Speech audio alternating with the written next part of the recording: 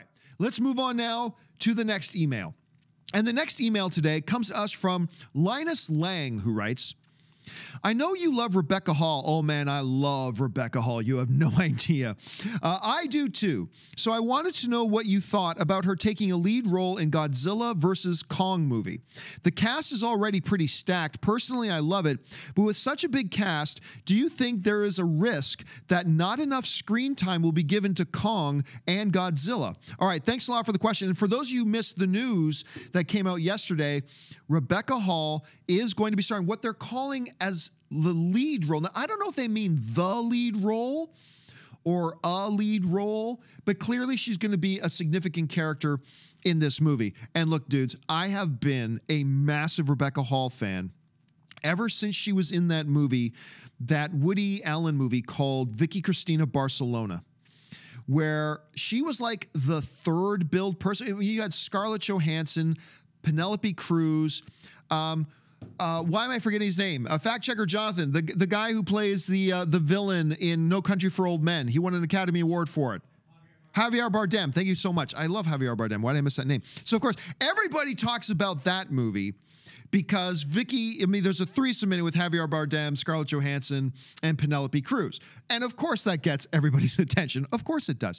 But I believe Vicky of Vicky Cristina Barcelona, or maybe she played Christine anyway, was played by Rebecca Hall. And I'll tell you what, I thought she stole that movie. I thought Rebecca Hall stole that movie. In a movie with Javier Bardem, Scarlett Johansson, Penelope Cruz, I thought she stole the movie. And she's not even on the poster. But to me, it was her movie. I've been a huge fan of hers ever since. And every time she pops up in something, I get it. Even when she popped up in Iron Man 3, I got excited. And by the way, last year, or it might have been earlier this year, I forget a little bit, but she was in this movie with Luke Evans called Dr. Marston and the Wonder Woman, about the guy who created the Wonder Woman character. And it is amazing. It was one of my favorite films of the year. I loved it. And again, Rebecca Hall was just fantastic in it. So anyway, let's get on to the thing. So now she joins Kong versus Godzilla, or Godzilla versus Kong, whatever it's going to be, in a lead role. Now you bring up an interesting point. This is a stacked cast.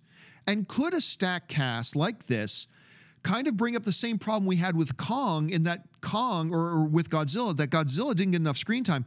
Could we get the same thing here? Because look at this cast. First of all, it's very exciting. You're talking about Alexander Skarsgård. You got Stranger Things' Millie Bobby Brown, who's, of course, going to be in the new Godzilla movie. You got Denai Guerrera from, of course, Walking Dead and in Black Panther. Rebecca Hall, Damian Bichir, Ziyi Zhang. Oh, my God, guys. You have no idea how long I was in love with Ziyi Zhang. Although back then, she used to go by Zhang Ziyi, so I don't know what is the proper way to say it at this point. Isa Gonzalez from Baby Driver, and Kyle Chandler. This is a powerhouse cast. And even though this is great, and this right here, this is a terrific cast that we should all be excited about, it does raise that one concern that you bring up. In the first Godzilla film, Godzilla's screen time suffered a lot, and they just kept the movie on the humans, like all the time.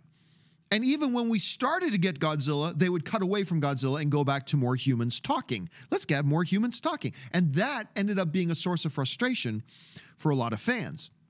So now we've got Godzilla versus Kong, and what do? They add even more all-star cast. Now, I'm not saying that this definitively means that they're going to cheap out in how much Godzilla and King Kong they actually show us in Godzilla vs. Kong. Not at all. I think maybe they've probably learned their lesson from the mistakes that were made in the first Godzilla film.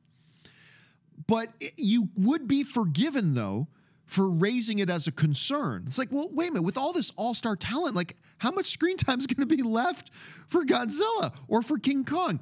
It's understandable that you would feel that way. I'm going to be optimistic here, though. I'm going to be optimistic and believe that they learned their lesson from the first Godzilla. They heard the complaints. They heard the detractors from the first film. They understand that that was frustrating for the audience to have so little of the title character on screen. And I believe they're going to find a way to give us a good balance of human side of the story with the main event being Godzilla and Kong. Yes, I can see why you'd be a little bit concerned, but I'm going to be optimistic. I think they're going to find a way to balance that out. Am I right? Am I wrong? We're just going to have to wait a little while to find out.